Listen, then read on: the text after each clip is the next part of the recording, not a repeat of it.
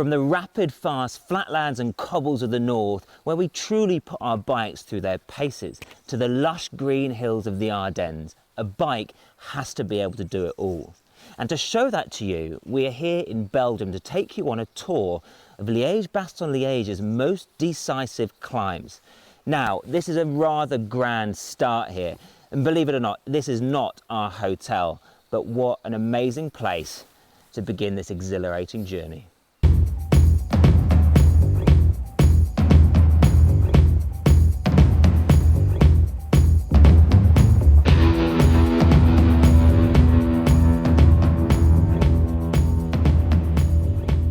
Aboard these stunning Ribble bikes, we've got climbing and descending tips, race history, and the best places to watch coming right up. It's going to be a fast ride.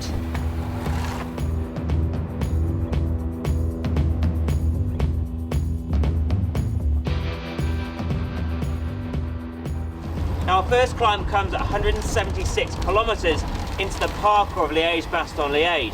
Now, the riders up until this point will have already covered 4 categorised climbs, but it's this climb at Stockeu which is an absolute leg breaker.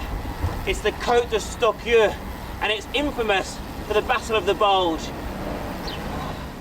Now, the Stockeu itself became famous for being a launch pad for Eddy Merckx and a lot of his Liege-Bastogne-Liege victories. Now, you can see why. I mean, this climb it's only a kilometre long, but it averages 12.5%. with its steepest gradients right at the bottom, like you can see now.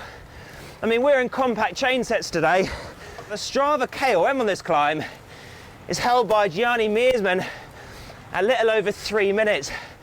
And I mean, like, that's an average speed of just under 20k an hour, which is frighteningly quick for such a steep climb. Now, positioning coming into this climb is key. It's so short, and the roads are really narrow. The descent is really technical, it's sketchy, and you'll need to stay near the front if you hope to be in position for the finale of Liège.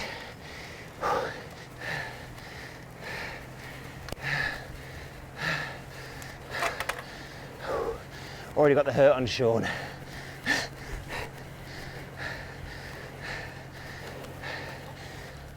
I mean, this section is absolutely brutal. Like, this is topping out at 20%. Although just over this crest, you're going to see it's going to start to flatten out in a bit. I mean, I say flatten out, I mean, it's going from 20% probably down to about 10. So it's still very, very steep. And I am absolutely roasting right now.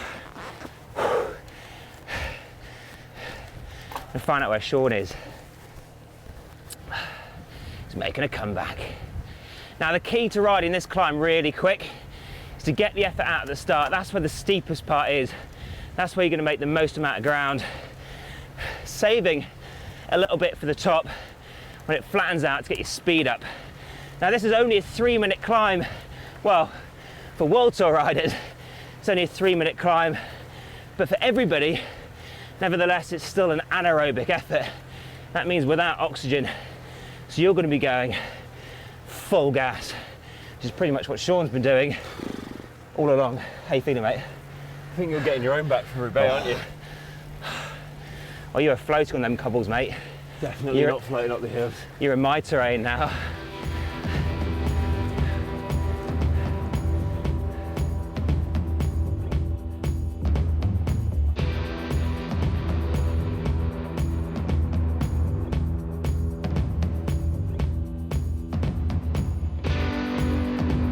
Right, now, as you can see, this descent is incredibly narrow, meaning positioning is absolutely vital if you have any chance of winning this race. Now, in a bunch, if you're 200 guys at the back, I mean, they'll all be in one line going down here, so you could well be a kilometre out the back of the front of the race.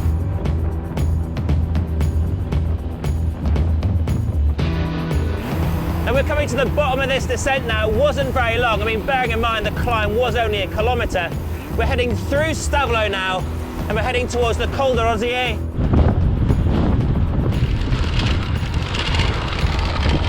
It's like Paris-Roubaix all over again.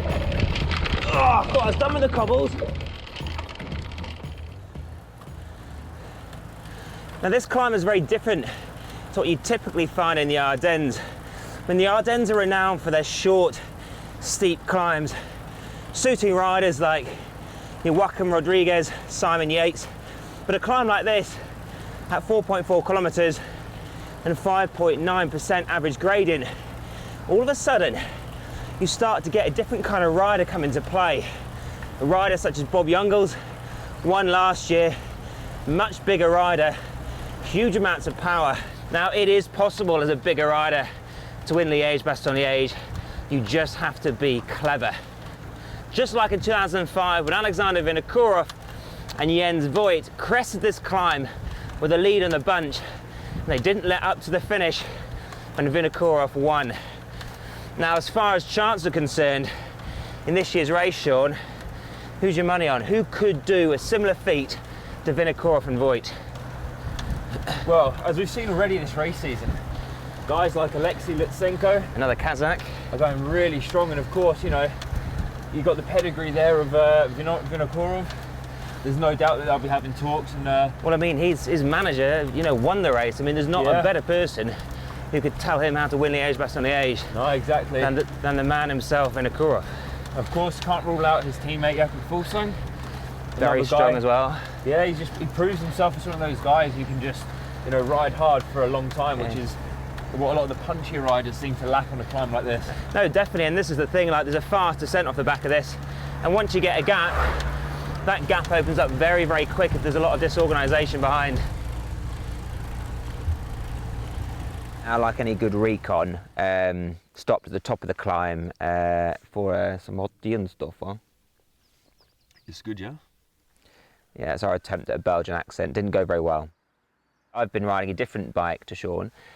Sean's on the very, very racy Endurance SL. Now this is the bike which Ribble Pro Cycling also use. They have exactly the same frame, exactly the same geometry, just a slightly different carbon layup and different components, with them running different wheels. You've got Zip 302s. I do, yeah. And he's been, putting them to good use today. Oh yes, they have been rolling very nicely up a climb like this. And it's stiff, isn't it? I mean, it's... oh yeah, I mean, you know, even as bad as my legs were on some of the other climbs today, the bike responds. Yeah. That's what you need on those punchy climbs as well. So I mean, you can sprint on it, you can climb on it. Yeah. You know, and the way you've been going down the descents, I mean, it handles pretty well as well. Yeah, feel safe. You know, that's what you want. You want a bike that you know where it's gonna, you know where the bike's gonna go. And today we're going to show you how to do that and do it safely. And we're doing it on the descent of the Col du Rosier. Now, as you can see, Sean is already GoPro'd up. I'm going to send him off down the road in just a sec, and you can see just how quick a pro really does go down descents. Now I'm going to follow on behind and show you and talk you through how to take these corners best while staying safe and going as fast as possible. Now the start of this descent is a real straight road. You've got to pedal down it, but you're going to get some speed very quickly. And we're coming into a sweeping left-hander right now, so we need to get all the way out to the right side of the road, which is your entry point. Come into the apex in the middle, and then move out on the exit.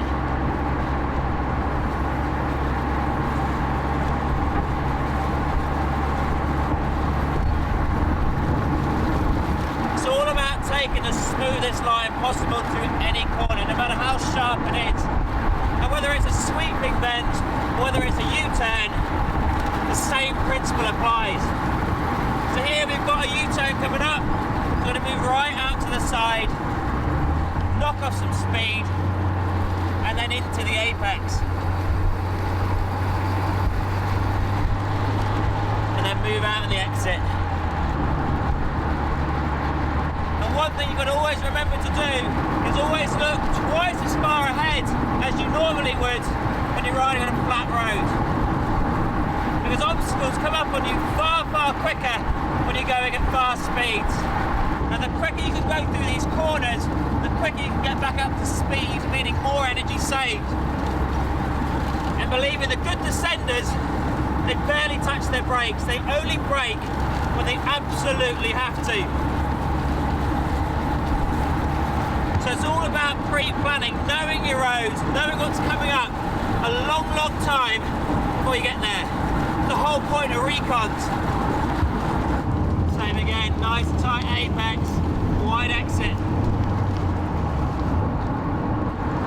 So as I said, it's all about pre-planning. Make sure that whatever you do it safely, you stay on your side of the road, but you use these principles. And getting around the corner as smooth as you possibly can. Now off the bottom of this descent, we're hanging a left, and we're heading straight towards the infamous Côte de la Redoute.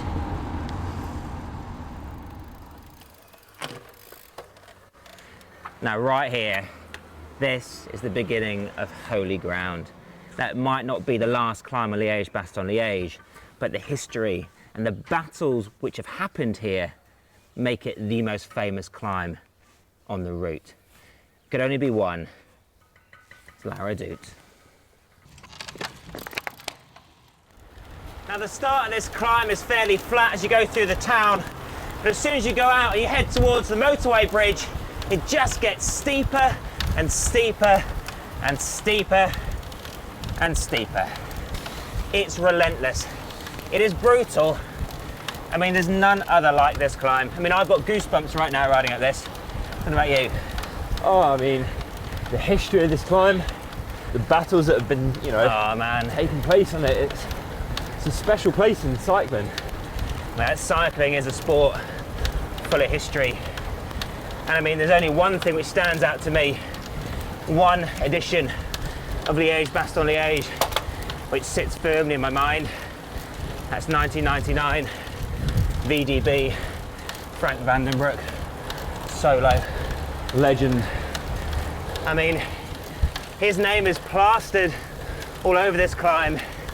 I mean, he might have passed away now, God rest his soul, but his memory lives on here. He's become a god amongst men. I mean, this place right here, this is where the biggest battles of Liege, Bastogne, Liege happen every year. Every rider throws caution to the wind. Everybody's full gas up here. And more often than not, the guy who crests this climb first, he's going to be fighting out the victory. I mean, like, such are the stories here. Like, I'm summoning strength from places that I didn't even know existed. The legend, you know, it still lives on. The glory days, they still ring true. VDB, I won't let up. I will not ride in the little ring out of respect. And I will not remove myself from the drops.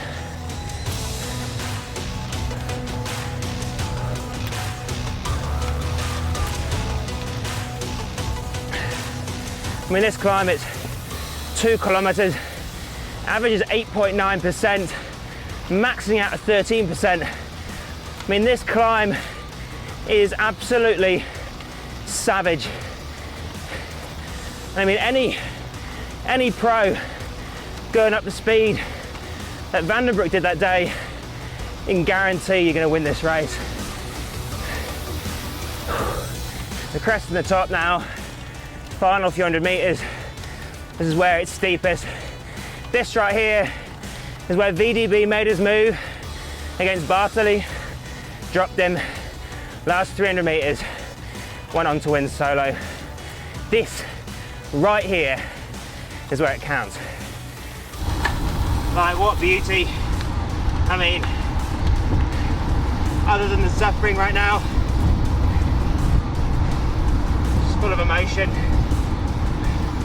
Goosebumps down my back. The most iconic place in the whole Liege, Bastogne, Liege.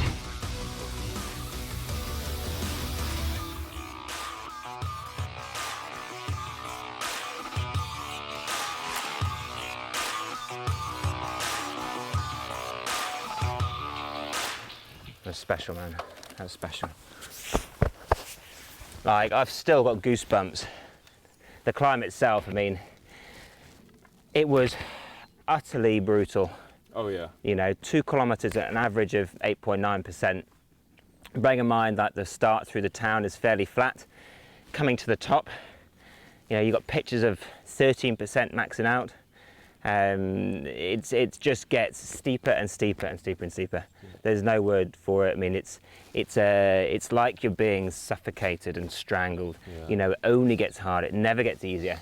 And pacing is absolutely vital on it.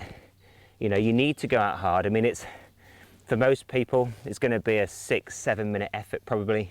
The pros will go up here in 4.5 minutes, absolutely flying up it. If it's one that you haven't done yet, and you are an absolute avid cycling fan, like I know all of you who are subscribers to our channel are, then absolutely make this climb one of the ones on your bucket list. So we're 3 iconic climbs in, and we've got 1 to go. And I mean, our legs are fairly bust right now, but we're heading for the finale of Liege-Bastogne-Liège, the Côte du Rosier. It's steep, it's short, and the winner will almost certainly be decided there.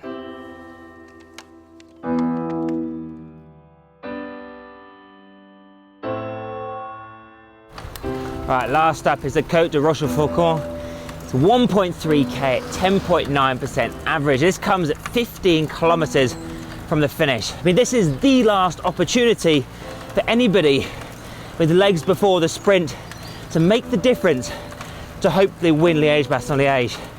Now, if the race is all together by this point, then who do you think has got the legs to win this? I mean, I can see an Alaphilippe attack up here. Alaphilippe going so strong, but one man you can never rule out is Bala himself, Alejandro Valverde. Yeah, I mean, the guy's won Liège before. He knows how to do it. I mean, you cannot be experienced. He might be verging on 40, but he is the current world champion, and this is his territory down to a T. You know, if you're coming here to follow the route of Liège and ride the exact climbs the pros ride up, then you're going to want to save a little bit for this, because it is really, really steep.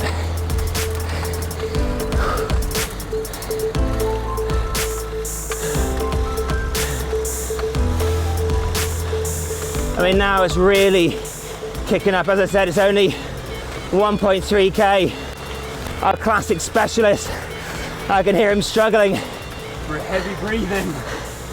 I'm gonna need more suit to the cobbles. Pour a cup of coffee for it, stop. Oh, I think he's gone, he's checked out.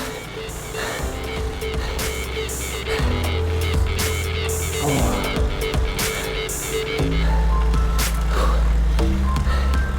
But this climb, it gets steeper and steeper the further you get up it. So you've really got to save yourself. I mean, this bit right here, it's about to get brutal.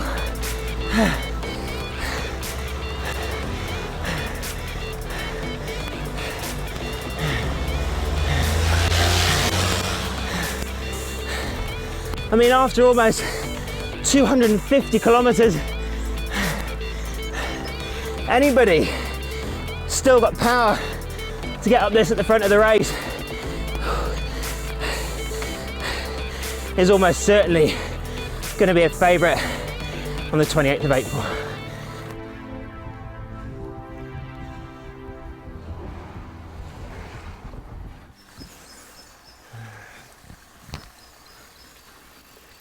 Oh, that's it.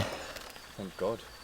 4 brutal climbs done, and that brings our tour of Liège-Bastogne-Liège's most decisive and famous climbs to an end. And I mean, that was a special climb to finish on. It was the last categorized climb, one of the steepest as well, at almost 11%. I mean, it is an absolute leg breaker. You're telling me. Like riders, I don't know, such as what Frank Vandenbroek was, or even Bob Jungels last year, long range attack. If they've got the legs, you know, you might even see somebody making a move on La Redoute, 40 kilometers from the line. But if not, then this climb we've just ridden up, the Côte du Rosier, this will be the deciding climb. After this point, we've got another little drag, but then from then on, it's flat and downhill all the way into Liege, which is where there is also a new finish. So last year the race finished in On. It's been there for almost 20 years, 25 years even, and it's now moving back to the centre of the city, its home. So a special finish, but it's a flat finish, so it could favour different riders. So if you're a bigger rider and you're able to get over these climbs and you're able to make it to the finish, then you might even see somebody like Philippe Gilbert winning such a race. My God, honestly, like, that has been like a special day. Can't imagine racing it. No, well, I mean, I would have loved to have raced this race.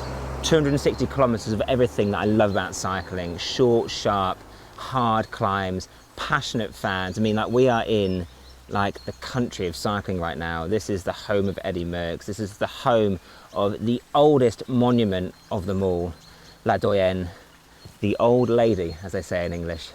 And I mean, you win La Doyenne and you become a legend in Belgium for eternity. I'm obviously a big Ardennes fan. I love watching the classics, the cobbled classics, but for me, my heart really, really lies here.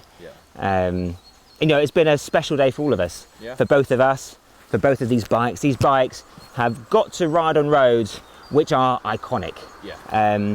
And for our cameraman, Phil, thank you very much. And our driver, Matt, I think all of us have absolutely loved this. And like I say, if you guys liked it at home as well, make sure to support the channel, give us a like and subscribe if you haven't already. And we'll look forward to seeing you guys again soon. Okay guys, you've got 1 minute to squeeze in as many pro cyclist impressions as you can. Go. Right, I'm going to go for the obvious one. He's king of the one days at the moment. Alaphilippe. So we've got the Vaucler. Okay, I've got another one for you. Chris Froome. Oh my God, that's good. How about the famous 2005 Madrid World Champs when Boonen won? Tom Boonen's World Champion! Top of Alpe d'Huez. Richard Virenque. Oh yeah. It all hinges on this last one. Who's going to do the knockout blow? Give us your best Belgian. Oh man, this is going to be very, very bad. Hey jongen, ben je going to share some dienststoffen? Ja, wil je een beetje koffie? Hey, Ja? jongen. Alsjeblieft.